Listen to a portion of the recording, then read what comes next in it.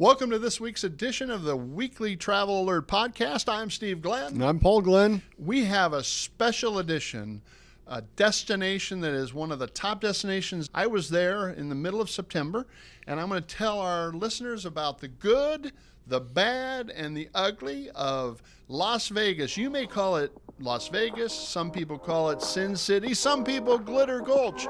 Here's my top 10 list, Paul. Let's get going.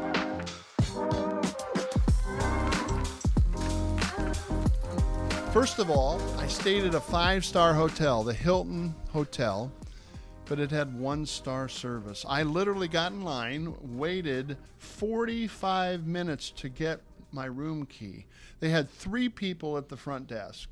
And here's all us schmucks standing in the line waiting to get our room key. That's not 5-star service, that's 1-star service. I'd rather stay at the Best Western Plus, who you can walk in the door, get your key, and be in your room in about 4 minutes. Yeah, I think it might be time that people start rating hotels based on what the service and experience is versus what the amenities that they offer are. Yeah, of course, the Hilton is an exciting hotel to be at and great place for a convention.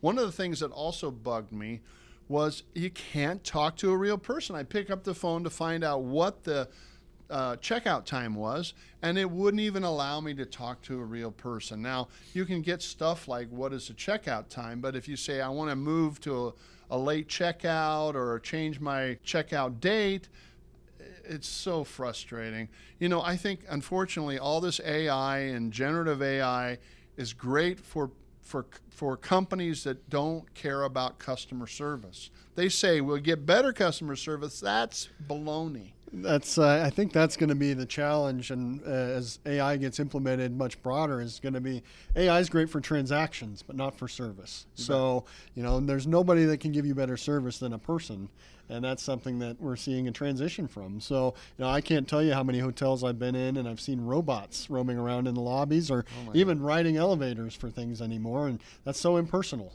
Very impersonal. Third item I had listed was the issue of always stay at the conference hotel. Now, I'm the first one that goes to conferences in Las Vegas, and I look across the street and I say $50 to stay at that hotel. And then I get there and I say, why did I do this? Because there's always a break at 10 o'clock, right? You want to go to your room and check out things. At lunch, you want to do the same. That $50 savings, if you have to cab, 2 miles away to your hotel, goes by very quickly. You'll actually spend more money, have less convenience. So if you're going to a convention, pay the extra $50 to $100 a night and stay at the conference hotel. I think, in addition to the lack of savings or convenience that you get on an international basis, where I really see the reasoning for that is, I might want to take a nap during that lunch break. And so if you've got to go somewhere else and take a cab, you don't have the time for that. But as you're trying to get acclimated and maximize the limited time that you've got at a location, there's something about being able to have that flexibility to take that nap and let your body get acclimated. Speaking of taking a cab, the cabs have really, from the airport to the hotel, the nice thing they just did is they set a flat rate of $30. So it used to be when you'd get in a cab, they'd take you around the highway, the long way, and you'd get a $60 cab ride because if you're not familiar with Las Vegas, they're going to take you the long way. Well, this way it's a flat rate, which is very nice. The other thing that I noticed is it used to be when you pay with your credit card, they would say, do you want to pay a tip of 5%, 10%, 15, 20? And it would be 20 max. Now they say, you want to pay a tip? It's 20, 30, 40, 50, 60% tip. So it's inflation is even hitting tipping, Paul. Yeah, that's just crazy to think that the gratuity can add up that quickly. But, I guess when you're looking at the picture as a whole and the challenge of getting people, obviously the hotels are having trouble getting employees. Well, to get guys to drive cabs, they have to get those tips to make that money. Otherwise, they would go do something else. I love to talk to cab drivers, taxi drivers, because you really find the pulse of the city. I'll say, how you doing? Are you busy? And they'll say, yeah or no, I'm waiting for the CES to come up in January or whatever. So you can find about, are they busy? How's the town? What's going on? And so I learn a lot from shoe shine guys and taxi drivers. The next thing I had is Sin City is food city, and I really enjoy the cuisine. You can get cuisine from all over the world, and I enjoy the so many different opportunities. But it used to be you get a $1.99 shrimp cocktail downtown, and now there isn't any $1.99 shrimp cocktail. We've seen the inflation of prices for food. As a matter of fact, I got a cheeseburger and a beer, and it was with the taxes and tip almost $50 for a cheeseburger. I hope that was a big beer. Well, lucky I had a Kansas City football game to watch on the big There you screen. go. So it made it kind of, and I don't really gamble much. So, but the food, the other thing is the food portions, Paul, are massive. I mean, I literally could have cut this cheeseburger in 3 pieces, and you and I and someone else could have eaten 1 plate. It's just amazing how much food. I need to order the children's menu in Las Vegas. Well, I think what restaurants don't understand in some of these high tourist areas is that people don't want leftovers when they're traveling. No. You know, many hotel rooms, you don't have refrigerators. What are you going to do with it? So, you know, it seems like they want to impress with what they put in front of you.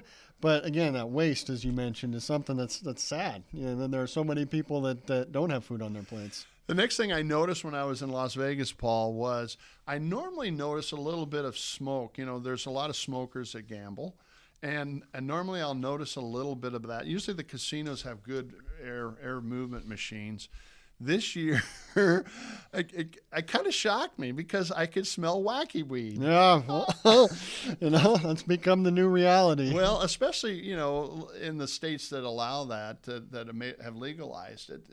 I just don't think about it, and it just caught me off guard. I think this is wacky weed here in Las Vegas, and so it was something I have obviously observed. I think that's Sin City, and that's people, you know, many people when they go there, it's because what happens in Vegas stays in Vegas. So they may not be able to do it in the state that they live, but they're going to take advantage of it when they can. Well, a lot of the things that people don't realize, too, is Vegas has become a plastic city, meaning there's some venues that won't even accept cash. I think that's illegal. I think you have to accept dollars, but they say we don't accept cash because they don't want to deal with stealing cash. They get a credit card charge. So, like, even when I went down to buy a bottle of Coca-Cola, they wouldn't accept my cash. I had to use a credit card.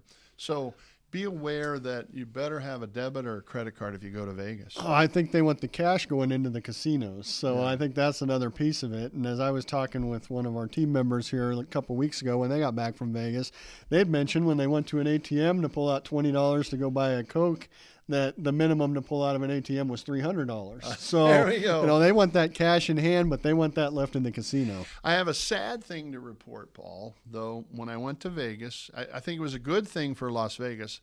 I didn't notice as many homeless people on the street as I've noticed there in the past. And unfortunately, I saw more homeless people in Lincoln, Nebraska than I saw in Las Vegas, which is sad for Lincoln and good for Las Vegas. But normally, and maybe I was at the wrong areas of Las Vegas because Las Vegas has warmer weather and usually that's an issue. So, but it really caught me off guard a little bit to not see that this time.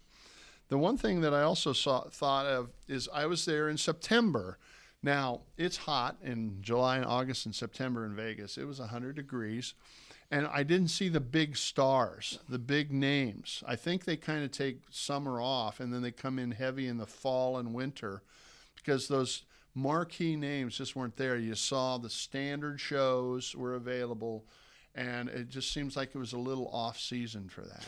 I would assume that ties into summer travel being family travel, Right. And Vegas not being someplace that I would ever take my kids. Now, I've been there enough times and I've seen people with their young children there, but you know, part of what you go there for is for things that kids aren't going to enjoy, quite frankly. You know, 20 years ago, they were trying to make Vegas family friendly, but they quickly realized that that wasn't the direction they wanted to go. The people that are coming and spending the money, they're coming just to do adult activities. Well, and there's some really cool shows there. Cirque du Soleil, Caw. Amazing Stuff that I was also amazed at the prices. The starting prices for those shows was $150. Yeah. But they are world class and they are amazing, and you probably won't see them anywhere else in the world. And you can't comprehend Vegas. them unless you've seen them. No. So I think that's the reality and one of the joys of why you go down there is because you'll see things that are once in a lifetime. The other thing that really struck me was when I was at this conference, the hotels were pretty cheap. They were less than $200 to go there. But I noticed for the meeting or convention, the price of food for there was outlandish. I mean, it was like $200 a day per person for the food. So 2 people in a room is $400. They make twice as much on the food and the convention than they do the hotel. Well, and you also mentioned that, that the convention cut back on many of the meals and took breaks just down to being water and coffee instead of having snacks. So, I think organizations that are putting on these conventions, they're having to make adjustments to what the experience is for their guests. One of the last 2 things I wanted to share with this week's Weekly Travel Alert podcast listeners was, this is really striking, Paul.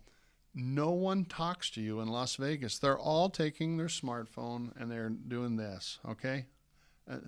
No one talks.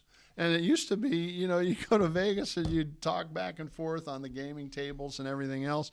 And it was just like dead silent everywhere. I think that's society in general, but it just struck me this time as everybody's walking around looking down. There's no conversation. So I think society's bringing that on with the iPhones and all that, but it was very striking this time. Well, I think that's actually a sad thing, because I think that's part of the joys of travel, is getting to meet new people, experience new cultures, and so I hope that changes. I hope we all can get better at putting our phones down and interacting with people and enjoying relationships. Power of travel. It's something that's where a lot of that experience comes from. The last thing I had on my list of this week's Glitter Gulch, Sin City, or Las Vegas, was I went to a conference for Alibaba, which is a big sourcing company, and I looked in a room of 1,000 people, and there were only about a dozen of us with gray hair, Paul. And I thought, my gosh, where's all the baby boomers? This is a conference that everybody should be at. I'm here to implore us baby boomers, we got to get out. We got to get engaged in this new world of commerce, e-commerce, and there's so much exciting stuff in the world, but you got to be engaged, and that's the beauty of travel. We're literally in the engagement business, whether it's business, whether it's families, whether it's that once-in-a-lifetime tour to Italy or Greece. We're helping people get engaged, and that's why you and I have the best jobs in the world. Well, I think to just compliment what you're stating there is, I think many of us, as we get later into our careers, it's easy to just stick with what we're doing. But, I see this as a great sign that there's an opportunity to mentor many young people that are trying to figure out what their future is going to look like. So why aren't we out there making these relationships again, putting the phone down, and helping the next generation and share our experiences? Ladies and gentlemen, thank you for allowing us this week to share with you our destination of the week, Las Vegas. We hope that you can take some of these nuggets and apply it for your next trip to Glitter Gulch. In the coming weeks, we'll be sharing new destinations. I'm going to New York City in a couple weeks, and I'll come back with all the good stuff about the Big Apple, Paul. Exciting stuff. Please like, share, subscribe, and leave any comments or questions below so we can make sure that we're touching on the topics that you want to hear. Thank you for joining us. We'll see you next week.